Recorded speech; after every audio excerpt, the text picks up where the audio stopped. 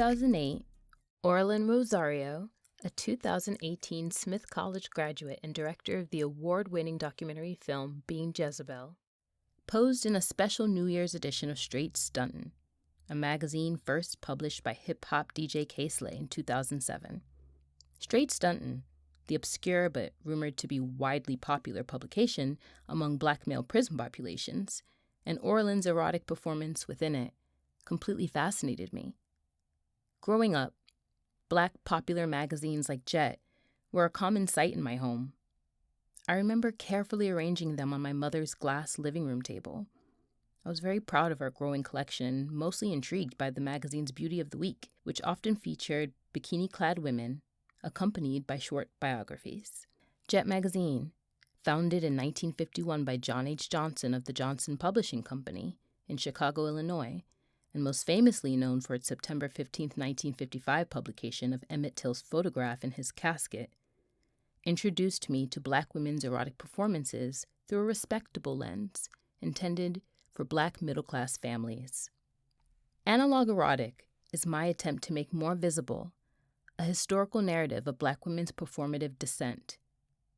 I want to consider the way black erotic labor functions as an insurgent enterprise by tracing the ways in which black erotic performers, specifically during hip-hop's critical impact on black women's sexual representation in the 90s and 2000s, mobilize affective attachments to their hyper-racialized and sexualized bodies to intervene, disrupt, and play within the hegemony of the visual.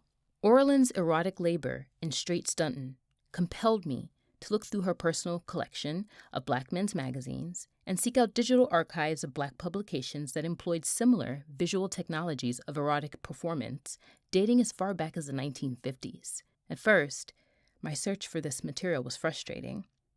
Unlike Jet magazine, many black publications were not scanned and digitally archived for the public. But social media platforms like Twitter and Facebook would prove to be a viable site for my inquiry into this history. When the mixed media artist Pamela Council sent me a tweet about vintage black magazines by the graphic designer Tiffany Thomas, I knew I struck gold.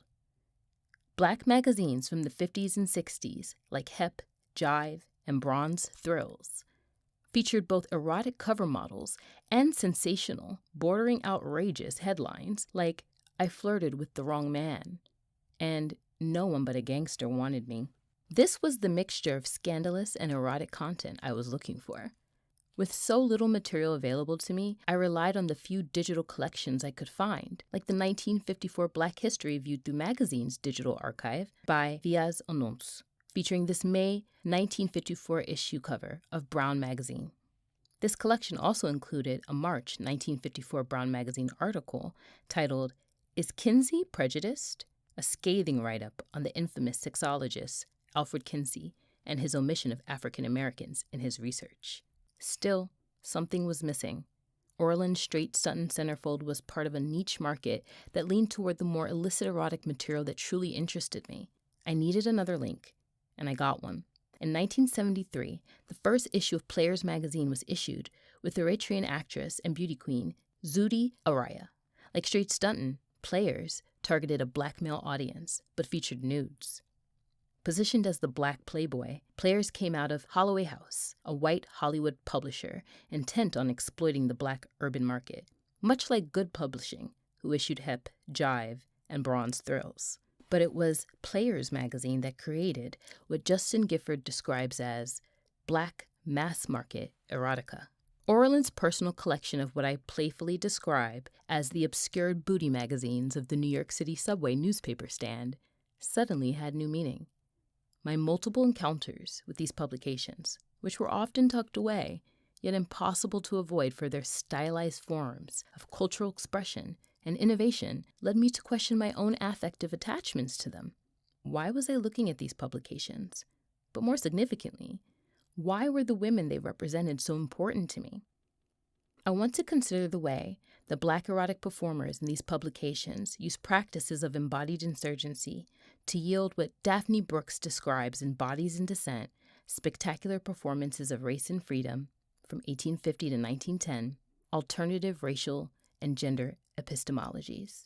I'm interested in using a concept of embodied performance to think about the way Black erotic workers use visual technologies of performance, particularly those which punctuate the spectacularized iconicity of the Black booty, to disrupt the spectator and challenge, as Daphne Brooks articulates, an epistemological resistance to reading alternative racial gender representations. To me, Orlin's subversive collection of booty magazines hold insurgent potential. This November-December 2004 issue of Black Men's Magazine, featuring the iconic hip-hop video vixen and entrepreneur Melissa Ford, is an example of how Black erotic workers negotiated their images and lives in sexual economies, which marginalized their cultural labor under advanced capitalism. Melissa Ford eventually started her own modeling agency. In this 2005 edition of King, a magazine that, like Black men, redefined the Black pinup, the hip-hop artist and self-proclaimed Diamond Princess, Trina, graces the cover. Known for redefining gender roles in hip-hop, Trina, like Melissa Ford, made choices in her erotic performance on this cover to promote herself against the grain of Black middle-class respectability politics. To my surprise, Orlin's collection included a magazine I was unfamiliar with. The premiere issue of Hottie magazine, published circa 2001, featured the video vixen Nicole Rica on the cover. Inside its covers featured interviews and articles that shine light on the politics of gender and sexuality in the hip-hop video industry.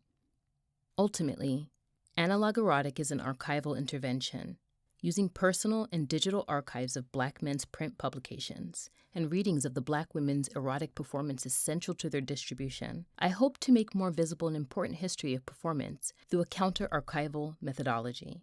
In A Taste for Brown Sugar, Black Women in Pornography by the feminist pornography scholar Muriel Miller Young, Young's theory of the insurgent hoe argues that the hoe, a trope of an autoerotic Black working-class woman, does queer work.